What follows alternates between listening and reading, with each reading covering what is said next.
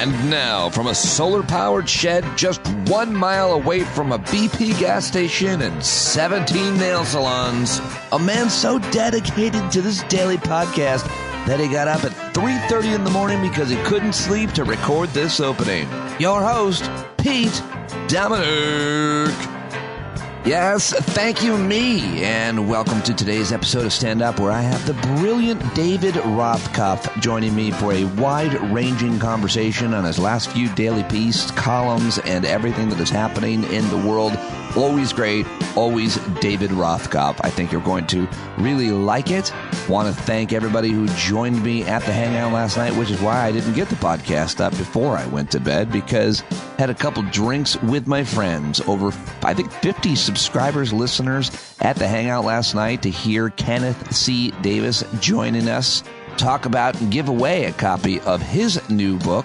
Great short books, so good, and thank you very much to Ken for joining us. I highly recommend that you go get great short books right now for yourself. Hell, get another copy for your friends, for a relative. Such a great gift and such a great idea. For anybody who loves to read, you'll love great short books.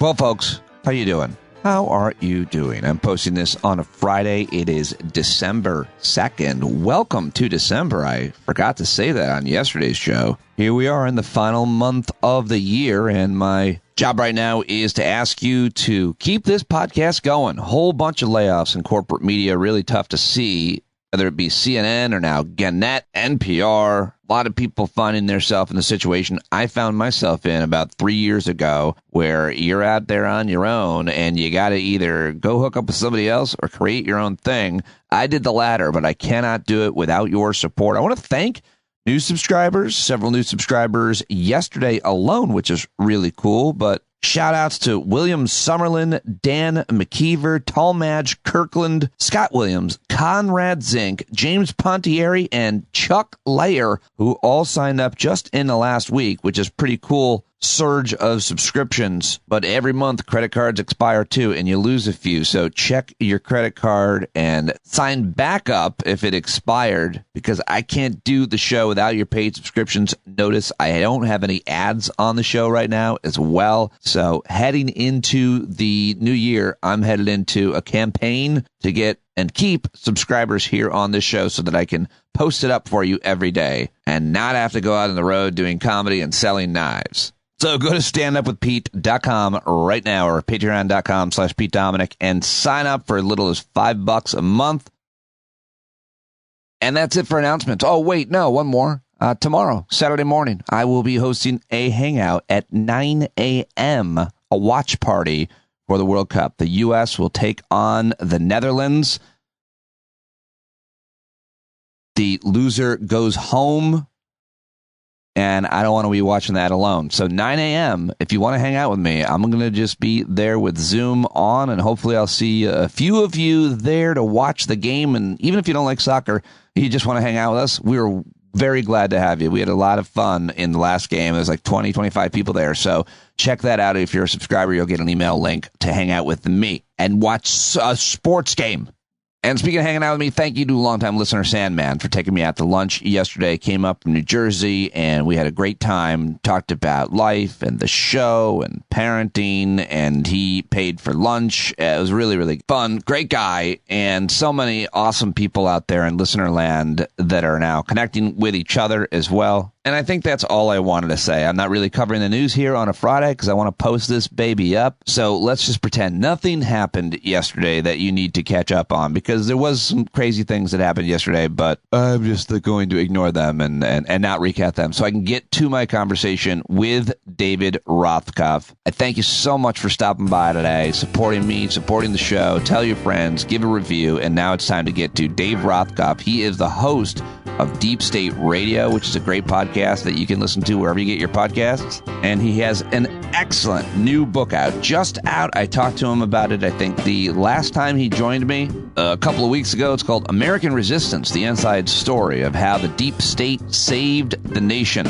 David, of course, a professor of international relations, a political scientist, a journalist, CEO of the Rothkopf Group, author of several books, including American Resistance. You should follow him on Twitter if you still do that at DJ Rothkopf. He's also, as we talk about, on Post, I think he said. I'm on both Post and Mastodon, although I haven't posted on either of them yet. Anyway, we talk about social media as well as everything else. It's always a great conversation. We always have a lot of fun. So please sit back and do whatever you do when you listen to the podcast. People do all kinds of different things while they're listening to my conversation with David Rothkopf. There he is, ladies and gentlemen, quickly becoming one of your favorite regular guests here, and we are so grateful to have you joining us. I'm serious. Someone wrote me an email last time you were on and said, I really have enjoyed your conversations with David Rothkopf. You two, he said, seem to have a real chemistry, he said about us. Yeah, I wrote that. Oh. That was just me. Huh. You go by Sebastian, apparently. There are a lot of names. A lot of names. Just want to try and drum up support. I wouldn't I wouldn't put it past you. What with all the controversy that you've gotten into throughout your life, you're a real troublemaker, Rothkopf. I know. It's just, you grow up in suburban New Jersey and it's almost inevitable this happens. Have you ever come close to any kind of cancellation? No, but and Twitter's a pretty brutal place. And there have been several times on Twitter where, the trolls and the bots and so forth line up and they really come at you for one reason or another. And then, of course, I'm Jewish. So I'm constantly getting anti-Semitic, stuff and about me, about my family, and you should be in an oven and, horrible stuff. Some of those were from me. Now I feel bad. Look, I'm willing to overlook that because, you give me this opportunity to speak. Then you're just like Mort Klein. Who's Mort Klein? He's the president of the Zionist Organization of America, and Isaac Chotener, is that how you pronounce his name, from the New Yorker, just interviewed him. Yay. And it was a fascinating kind of look because there are a lot of Jewish supporters of Donald Trump's who are kind of condemning him or criticizing him for meeting with Kanye West and Nick Fuentes, but also saying he's the best friend Israel ever had, and he's not anti-Semitic. What do you say? How do you tear that apart? Well, I would tear it apart by, all the anti-Semitic things he's done or defend it, whether it's, the very fine people in Remark in Charlottesville, a bunch of Nazis who are marching around saying Jews will not replace us, or the many reported instances of him saying nasty things about Jews in his prior life, or the other aspects of his behavior that suggest that in addition to being a racist and a sexist and a serial sex abuser and a fraudster and a failure as president, he's also an anti-Semite. In fact, I couldn't quite understand it because, he goes to this dinner with Kanye West and Nick Fuentes, and everybody's like, oh, it's outrageous.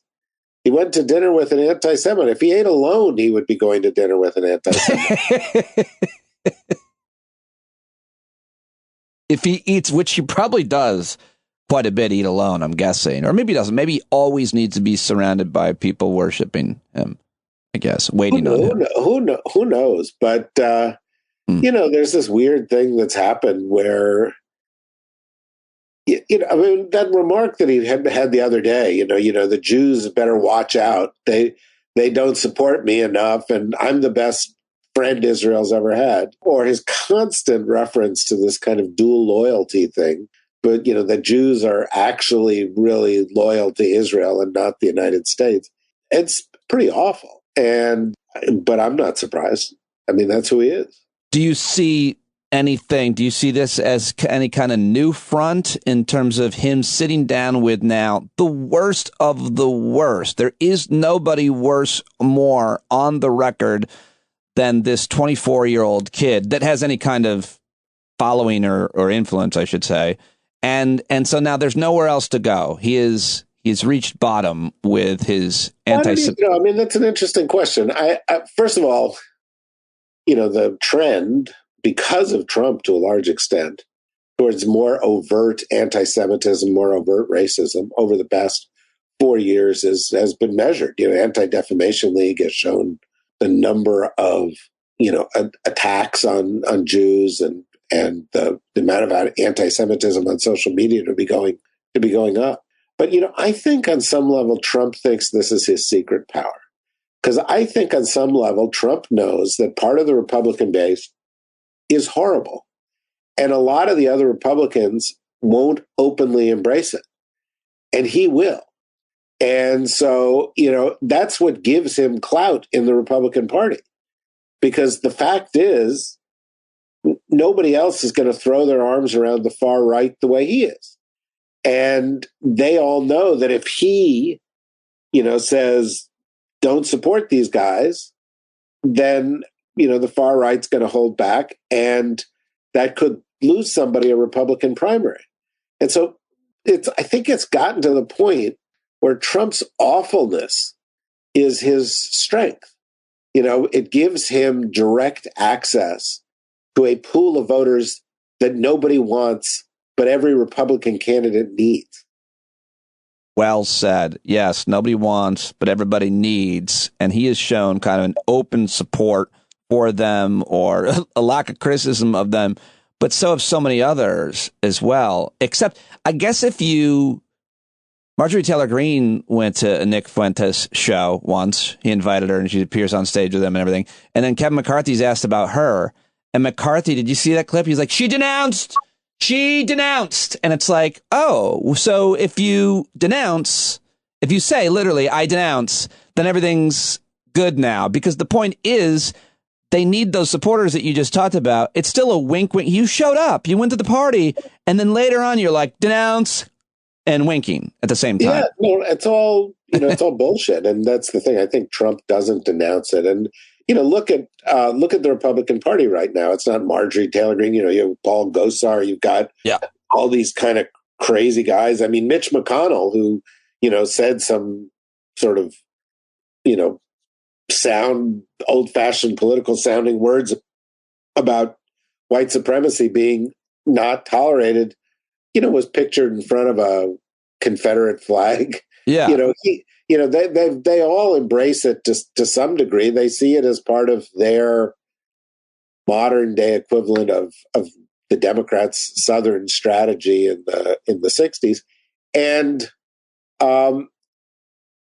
it's pretty disgusting. I mean, Ron DeSantis has neo-Nazis marching around and cheering him. And when he's asked, what do you think of all those neo-Nazis? He's like, well, you're just trying to be divisive. I'm not going to say anything against them. The guy is just, if you don't denounce a Nazi, you're supporting a Nazi. It's that simple. There's some things where it's just like a litmus test. Can you go ahead? Yeah, go ahead. Well, I was wondering if you could explain, if you even followed this. I'm about to ask you about your latest Daily Beast pieces, which are must read. I just printed the one about Republicans being bad for the economy because it's one to keep and reference. But have you paid attention to this attack on Apple Computer Company, that it was Ron DeSantis, Elon Musk, and Tucker Carlson? And I wonder if, and I'm kind of joking, but do they have a text chat? Well, I don't know if they, first of all, I don't know if they need to have a text chat because they communicate in public so much and they can see what each other are saying, right? Now, some of those guys like Tucker Carlson and some of his colleagues at Fox actually did text chat Trump all the time. Yeah. Yeah. So that, and we know that DeSantis, before the Dobbs decision, had lunch with Clarence Thomas. So it's not like these people aren't talking. We know that Musk had these, conversations with Putin. They communicate with each other in a variety of ways, in a variety of levels, and they go, after targets. And the issue with Apple, I think, is that Apple takes 30% of the revenue of apps and subscriptions that are sold on the site. and that Musk doesn't want to give that up to them if they're sold on the site, and that Apple has considered delisting Twitter from their site and has also stopped advertising on the site. And so they're kind of, in a war. Although apparently that was reported last night, because I don't know if you saw it last night. Apparently Elon Musk hung out with Tim Cook at the Apple compound and they straightened it out. And they are, in fact, still advertising on Twitter. Okay, well, we'll see how long that goes, because the more Musk pollutes Twitter, the harder it is going to be for advertisers to come on board. Because, these crazies that Musk has let back on are going to say things, and then advertisers are going to be asked, do you support that? Why are you underwriting that? And, I saw an article today that showed that the Russian government, the Chinese government, the Iranian government, they were all very enthusiastic about the changes Musk was making, because it will let them put their messages out more on Twitter.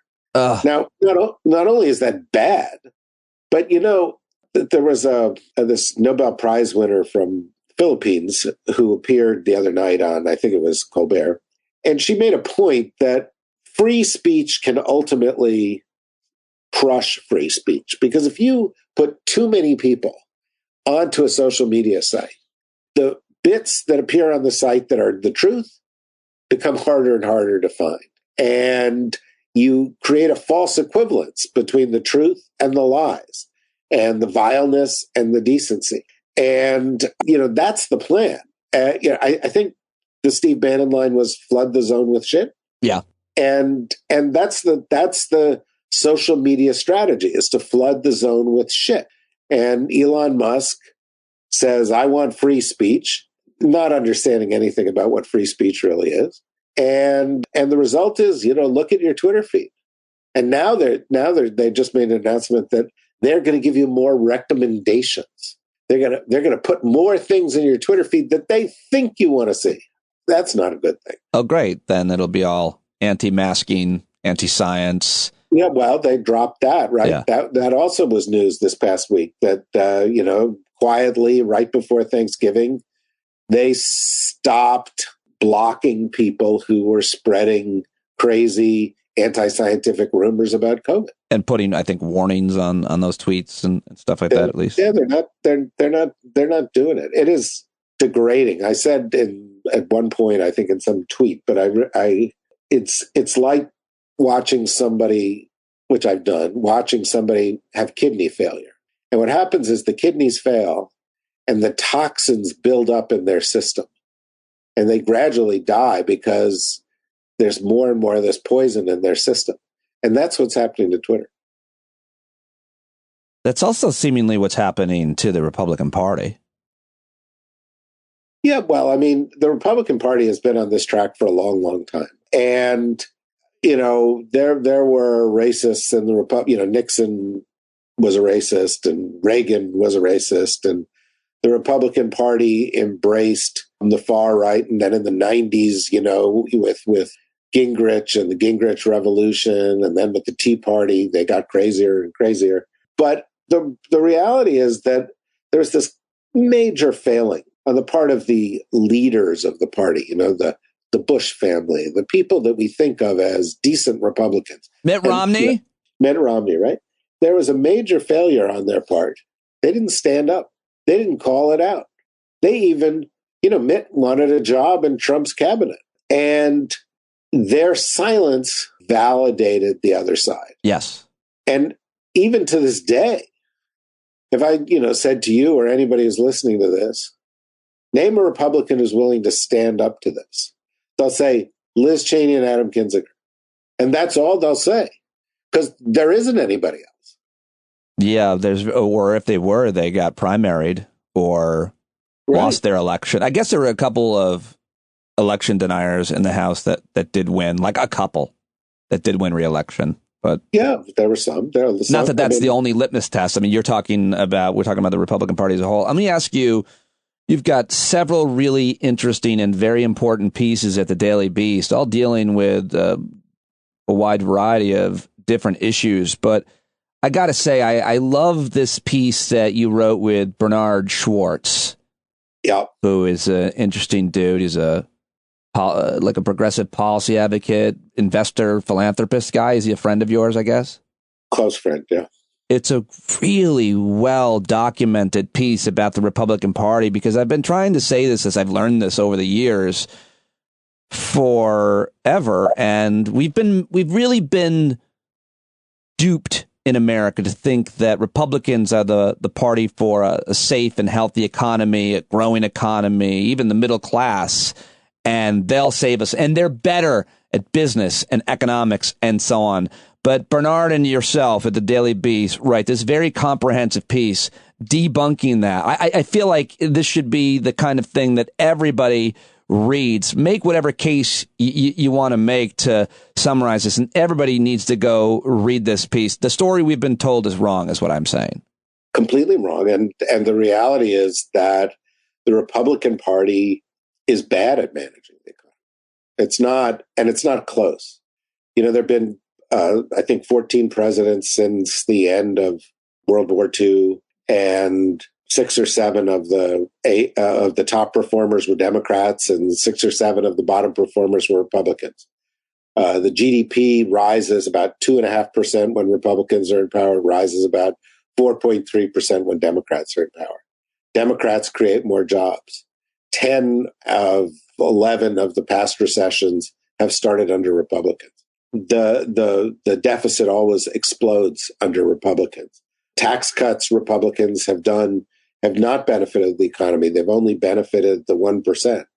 And, that gets to the core issue. The core issue is, if the Republicans are so close to the business community, and that's one of the reasons people think they're good at business, why then would the business community, which clearly knows the economy does not perform as well when Republicans are president, including the stock market, by the way, it performs less good under Republicans than under Democrats. Why would they support it? And the answer is simple, because they don't care about the economy. They care about their economy. They care about their pocketbook. They don't care if the pie is getting bigger or smaller, so long as their piece of the pie is getting bigger. And they know that the Republicans will cut their taxes. They know that the Republicans will cut the regulation they know that the Republicans will make it possible for them to hold on to more of their money. And so they support it. And essentially, they've made a deal with the devil, because they're saying, look, cut my taxes and you can be a racist. Cut my taxes and you can be anti-LGBTQ. Cut my taxes and you can play footsie with the Russians. Cut my taxes and you can be a serial sex abuser. I don't care, so long as you cut my taxes. Or at least create an atmosphere for that my business or industry can prosper in terms of, you mentioned regulations and laws. Create or repeal laws that make it harder for me and my company to get wealthy, despite what it does to the rivers and streams and air, despite what it means for women's bodies or people's health care or insurance. That doesn't create a situation, a dynamic, an atmosphere, a regulatory, a trade, we can talk about it, that allows for me and my company and my industries to prosper. And by the way, we're not even that worried, you said, about the economy, because in a recession, we know how to manipulate that to gain wealth as well. I mean, a lot of rich people got super rich when millions of Americans died in a pandemic. And this has been happening for a long time. The United States has played a special role in the rise of global inequality and the rise of multinational corporations, because we've allowed our laws to evolve. I'll give you a kind of surprising fact, which is the 14th Amendment of the Constitution was written in the wake of the Civil War to guarantee equal protection under the law. The majority of cases brought under the 14th Amendment have been brought on behalf of companies, not people. We have used our laws to make those who have stronger, richer, and more immune from government interference at every turn. And then, you get Citizens United, and the court puts forth a thesis like money is speech. Well, corporations are people. Right. Well, that's what the 14th Amendment thing says. But money is speech. It's like, well, okay, but that means if you have more money, you get more speech. Right. and it was a grotesque, corrupting force in American politics. And then when Democrats tried to at least correct for what they could legislatively by passing something called the Disclose Act, which would at least allow us that if there was going to be unlimited money, at least we would know where it would be coming from. And Republicans in the Senate voted that down. One of the third rails in American politics for the past 30 years is campaign finance reform. Yeah. Right. And I mean, it's unbelievably corrupt system. Well, you had McCain-Feingold. It gives the power to the check writers, right? Yeah, but what about McCain-Feingold? Wasn't that supposed to? I mean, that was a Republican and a Democrat, a progressive Democrat, Russ Feingold, and John McCain, obviously. And what happened there? I forget. That did not. It just didn't have the effect that was wanted, and whatever positive effects were achieved by that were offset by Citizens United, the development of dark money, the development of new channels, PACs, and other kinds of new channels to give these people extra power. We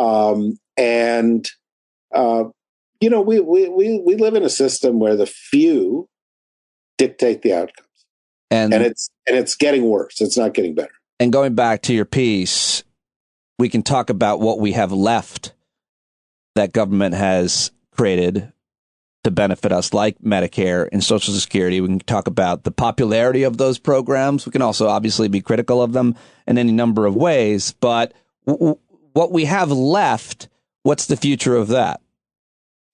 Well, I mean, yesterday, John Thune, who was the second ranking Republican in the Senate, said, they wanted to, do this continuing resolution in order to keep funding the government, but they would want to see cutbacks in entitlements like Social Security. And we, of course, during the campaign, saw a number of people, Ron Johnson, others, saying that they want to get rid of or drastically reduce Social Security and Medicare and so on. I think we need to be careful, and I think we need to call them out on this. Social Security is not an entitlement. Every single week of your life, you pay money into Social Security. It's a bank account that is your money. And for them to say they don't want to give it back to you is theft. It's outrageous. And for them to say, no, we're not gonna provide as much money for the elderly who are sick, but we are going to continue to increase at a rapid pace our defense budgets. Yeah, is demented. Yeah. Right? To say the least. Yeah. They make these arguments on talk radio for them, and people buy them. It's your money. You should be able to keep it, invest it however you want in gold, folks. Yeah, right. You said that's a good Rush Limbaugh impression. Yeah, I mean, that's what they make an easy argument and rewrite history about what Social Security was, why it was created, what it does, and so on. But you're talking about, the people that are currently owed it are not going to get it. Yeah, that's theft. Well, you also wrote over at the Daily Beast about GOP authoritarianism. You're making a prediction that it's not going anywhere, even though we beat them, Rothkopf. We beat them in the midterms. We beat them back. We beat back the crazy, and we can rest now. But you're demanding to your reader, to the American public, that we remain vigilant. What are you so concerned about? We won. It's over. Well, you see, we didn't. We didn't win. We did better than we thought we were going to do. We kept the Senate, but we lost the House. Yeah. We defeated some election deniers in big states, but a lot of election deniers got elected. Donald Trump lost a little bit of his luster as a political kingmaker, guru, because he picked a bunch of people that lost. Yep. But the people that are out there after Donald Trump, like Ron DeSantis, are worse than Donald Trump in some respects when it comes towards their authoritarian impulses. And the Republicans have an agenda. And it's not just the crazy House agenda where they're going to launch investigations into Biden and Hunter Biden's laptop and Hunter Biden's dog and Hunter Biden's cat and whatever crazy shit they do. They also want to make it harder for people to vote. They want to make it easier for state legislatures to determine who the winners are. And the Supreme Court's likely to make a decision that makes it easier for state legislatures to overrule the people. They also want to make it possible to, this is what my book is about, fire people in the government who place their oath of office ahead of political loyalty. Right. So, and those are just the threats to democracy, basically. And, you mentioned the investigation into Biden, but they also want to do a long list of other things. They want to undo more than they want to do, because they don't actually have like policy platforms really that they want to pass. They want to undo the present legislative framework, the administrative state, but they also want to undo funding to Ukraine in the war and other things like that. I mean, there's a lot more that they have, but they can't, because we have the Senate, the normies, that's what we call ourselves now, and the executive branch as well. But they got the courts, Rothkopf. They do, and they're going to keep the Supreme Court. They're going to keep it for decades to come. If you and I were running the Democratic Party, we might say, well, let's do an investigation into Clarence Thomas, because frankly, his wife was involved in the insurrection. And let's figure out where all that money went to Brett Kavanaugh. Because frankly, that sounds a little bit shady. And let's figure out if Sam Alito leaked some of these decisions in advance, as there seems to be some evidence. And then let's kick those guys off the court and put people on the court who are actually good at it. More Catholics, I think. Democrats don't do scorched earth. Now, you keep trying to draw me into a discussion about religion because you saw me getting tortured on Twitter. What happened? And I mean, I don't know where it rates in your experiences, but the Christian nationalists came for you. And is there a moment when they find out that you're Jewish and they go, oh, wait a second, and he's Jewish, let's go after him? But what happened? How did this begin? No. They've been coming after me because I'm Jewish for as long since you were a boy in a playground. But yes, no, that's true. When I'm sure. Growing up, I'm sure they drew swastikas on our driveway. But this is a reality. But no, I made the mistake of doing one of those things very naive.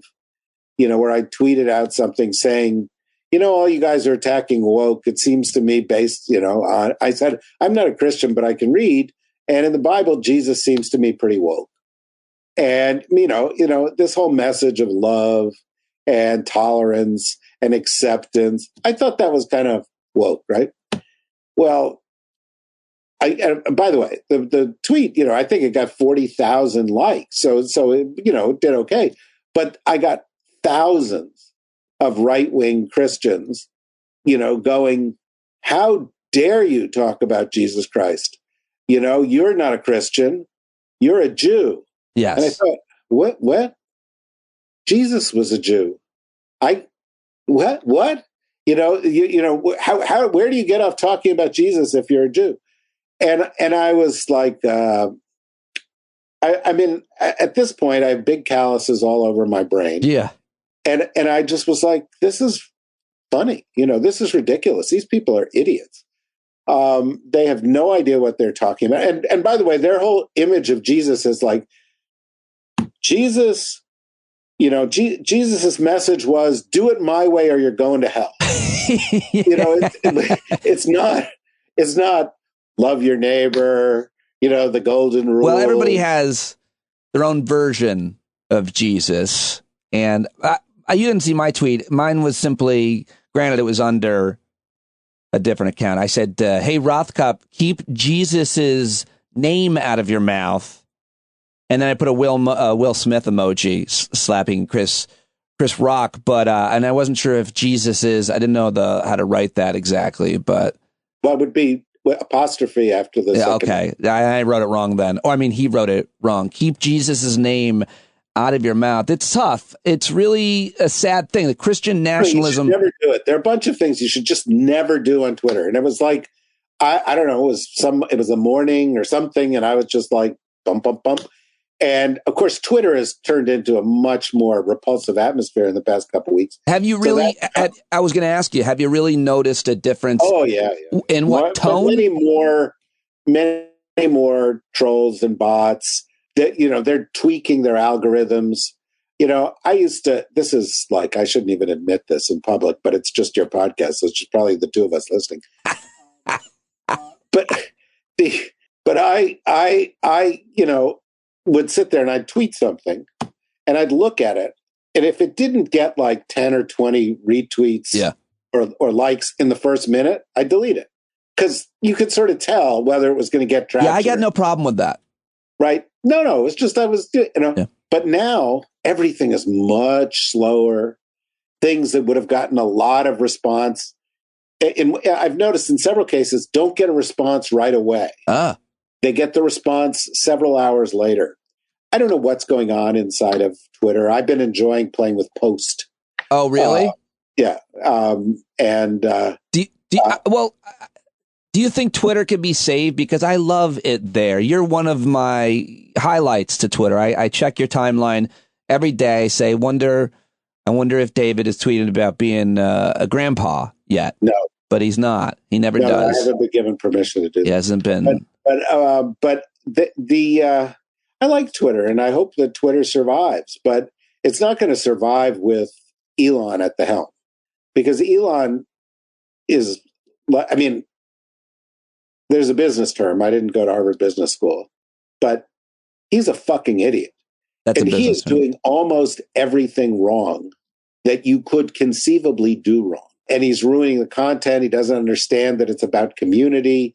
He doesn't understand that he has a social responsibility. You read articles about, what this is doing, when you get rid of some of these standards and how, groups that use it as a tool to fight for human rights are not going to be able to do that anymore. He just doesn't appreciate what is of value there. And so, my theory is he's going to do this for a while. And at some point, his investors and lenders are going to come up to him and say, dude, there are no more advertisers. And you're losing people rapidly. And while you're the richest guy in the world, you've borrowed our money, and we've got to change this. And he will take some kind of step back, and it may recover a bit. You think that's my hope? Yeah, but I hope that you're right. I really do, because I think it's an important overall an important tool. But Post is like, can a place like that succeed? Are you getting anything out of it? Well, sure. I mean, look, can a place like that succeed? I mean, Twitter was nothing, and then it was something. Yeah. Conceivably, if enough people go to one of these places, it can succeed. The technology of posting stuff is not that difficult. There's some things about Twitter that are a little bit better. There's some things and Post is still, most of the people who are there are people who hate Twitter. So it's kind of homogeneous as an audience. And frankly, I prefer a little bit more diversity and international diversity and so forth. But, I joined it last week, and I think I have 8,000 followers. And, so there's some kind of conversation that's happening. It's not the 300,000 on Twitter, but I resent that, right? I mean, I would be pissed if I mean, it is a big invest a decade. Well, you're performing, building. Yeah, exactly. You perform forever, and you get to the place where you're performing in arenas and theaters, and now all of a sudden you're back in the clubs. Yeah, that's exactly what it is, and it sucks, but it is what it is. We'll have to deal with it. I'm going to stay on Twitter as long as I possibly can, and speak out when they do stupid stuff, and hopefully that'll have some positive effect. And if it doesn't, I'll make sure there's a plan B. Well, let me ask you about this last piece that you put up over the Beast, which I think is really, you know what I did? I listened to it while I was walking. I listened to this piece at thedailybeast.com. A guy reads it. Yeah. And he had I think it's like I don't know if it's a real person, because they had trouble with one of the Israeli names, but I liked listening to this piece. Bibi is putting Israel on a collision course with the U.S. is what it's titled. What is happening in Israeli domestic politics? And you mentioned a bunch of different people here whose names we're all going to have to learn, and it seems pretty scary. They've gotten pretty extreme. Oh well, I mean, Bibi Netanyahu has essentially done the Trump thing, and he's like, I don't care who supports me or who I have to embrace as long as I get my power back. And the guys that he has brought into his cabinet, one of whom was arrested by the Israelis for supporting a terrorist organization, the Kahanist terrorist organization. other extremists, anti-LGBTQ extremists, anti-Palestinian, pro-settlement, anti-sort of democracy, pro-quasi-apartheid. And, it's going to be a real challenge for the U.S. because we have this special relationship. We have had it since Harry Truman. It has had its ups and downs. But if these guys start doing some of the crazy stuff, and the outgoing prime minister called this incoming group crazies, if they start doing some crazy stuff, the administration's going to be faced with some hard choices because there are some things we just can't support. Yeah, if they go, you're right, from this idea of the two-state solution, which has been the long-held effort, to an implicit belief in the, quote, three classes solution, which included Jews who have all the rights, some Arabs who have some rights, and other Arabs who have very little or no rights. I learned a lot from reading this piece, the way that you frame it. Not only that, a really interesting point about Bibi Netanyahu has picked what side of American politics he wants to be on, and that is Republicans. But I sometimes think all these people, from Bibi to Ben Shapiro, might not realize what they created is soon going to destroy them too. Well, from your lips to God's ears, I hope that that's true. I think they're playing a very, very cynical game. To get a sense of how cynical the game is, Bibi Netanyahu, who once, as prime minister in the past, said he was the leader of the world's Jews, which he's not. He's a political leader, but he has chosen a path that is rejected by 80% of American Jews.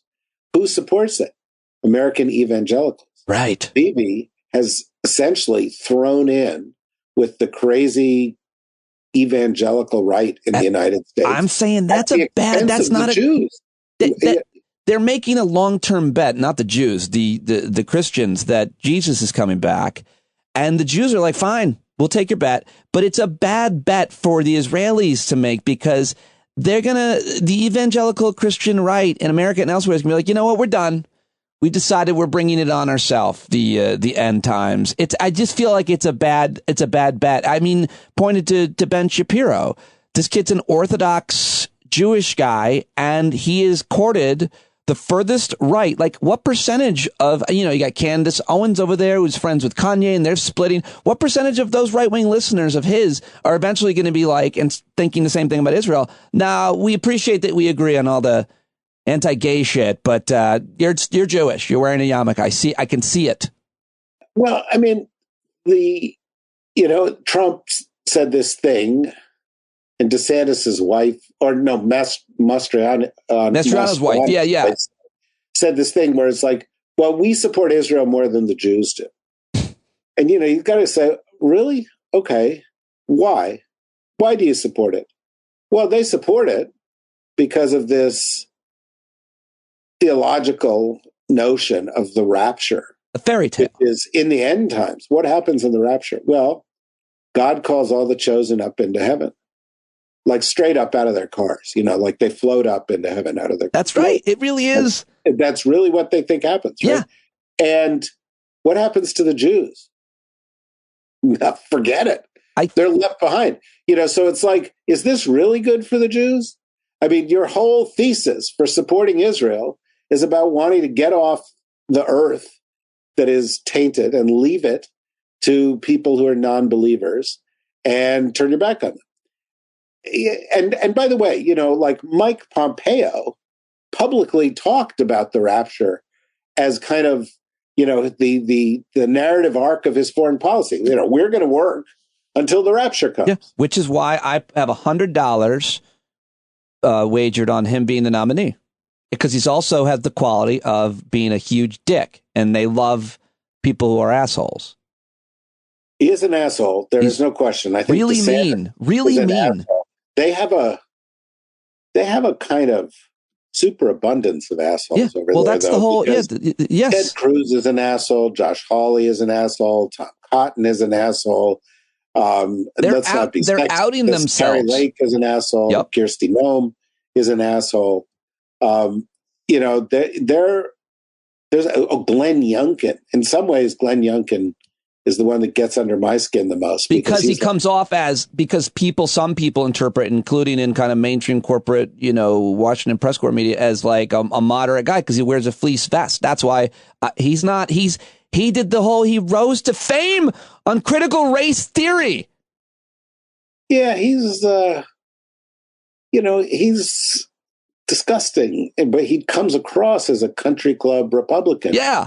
But you want to know something? That's not a good thing. No. People, you always knew those people were like sitting there overlooking the 18th green or something like that and sipping their martinis and saying nasty things about people of color. You knew that was happening at those places. And, I just think we're in a moment right now where the Republican Party, if you look at all of those choices, is the asshole party. They're assholes. That's what they have doubled down on. And, that just probably sounds to some people like, well, that's not sophisticated political analysis. You're just calling them names.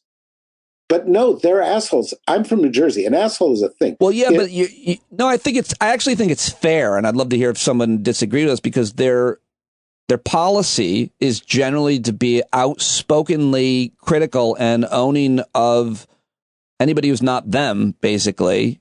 Anybody who disagrees with them, and they get out and they behave that way, and then they make money and they get votes, but they're not legislating. They're not doing anything Right. What would you call somebody who tries to exploit the system for their own benefit at the expense of everybody else and presents it cynically with language that covers up what they're actually doing, tries to ride a wave of some of the people who are suffering the most in society and tapping into their anger without actually doing anything to help them? I know what I call them.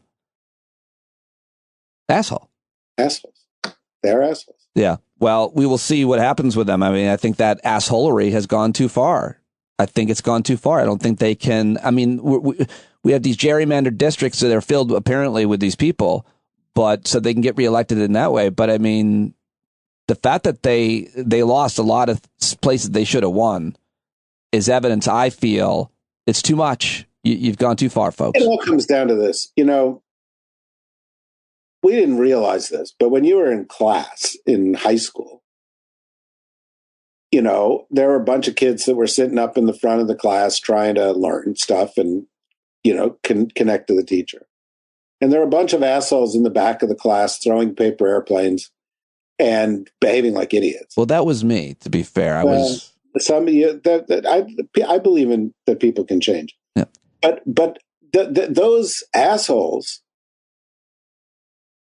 continue on. You don't sort of think of them. You don't think of, well, what happens in our society? You're at graduation. And it's like, oh, the valedictorian will do something great for society. Well, what will the idiots do for society? Well, I'll be compassionate and say there are broken people and there are bullies, and they stay bullies their whole lives. That's a lot of what this is. It's this minimizing anybody who's different from you, bullying kind of mentality that lasts. And they're also greedy. Yes. They're not. Self-obsessed. Yeah. That's a narcissistic lack of compassion. Yeah. Yeah. And it's different combinations of all of these things. And, we just have to deal with that. But, a third of our society are people we have to work very hard to make sure that they don't get the last word. Well, I think you, sir, are a very decent and moral man. I like to read your all of the things that you write at the Daily Beast. Your book is amazing, of course, really fascinating. If people haven't gotten it yet, I've plugged it on the way in and on the way out. Of course, I listen to the podcast. I read the tweets. I hope they're, and I guess I got to read your posts now. I guess I'm missing in my Rothkopf diet. So I appreciate you joining me with all of your decency and experience and wisdom and kindness and humor and your looks. Okay. See, I was like going with that right up until the end. And it was like, oh, that was nice. That's very nice. And then you had to throw in looks. And now I know you're full of shit. But look, I'm grateful. I'm grateful to have these conversations. I really enjoy them. I hope I can come back soon sometime. I think we'll probably be able to squeeze some time. Okay. And thank you very much. All right. All right, there he goes, David Rothkopf. American Resistance is the new book. Deep State Radio is the podcast, and he's on Twitter and Post and everywhere else at DJ Rothkopf. That is it. That's all I've got for you this week. Thank you very much to everybody who listened, to everybody who joined me, and I hope that you will go tell your friends, give a review, sign up for a paid subscription to the podcast if you haven't already. Thank you to Wajad Ali, Glenn Kirshner, Dr. Jason Johnson, Bill B. in D.C., Ron and Sana, Mara Quint, and Matt Lewis, who joined me this week. Go back and listen to any of them over the weekend. Re-listen, give the download statistics gods as many numbers as you can. And I hope you have a great weekend with your friends, your family, yourself, whatever you're doing. I am so grateful to have you join me whenever you can. And that's all I've got. Be well, be good, find joy, alleviate suffering, and know that I love you and appreciate you. John Carroll, take us away right now. There's a whole lot more of us who know us right. They'll keep right on ignoring us if we keep sitting tight. You got to open up the window to let in some light. You got to stand up. That's right. We got to rise up. You got to stand up. You got to stare the devil straight in the eye. We got to let him know it's his turn to go. See it clear and all you hear is a lie.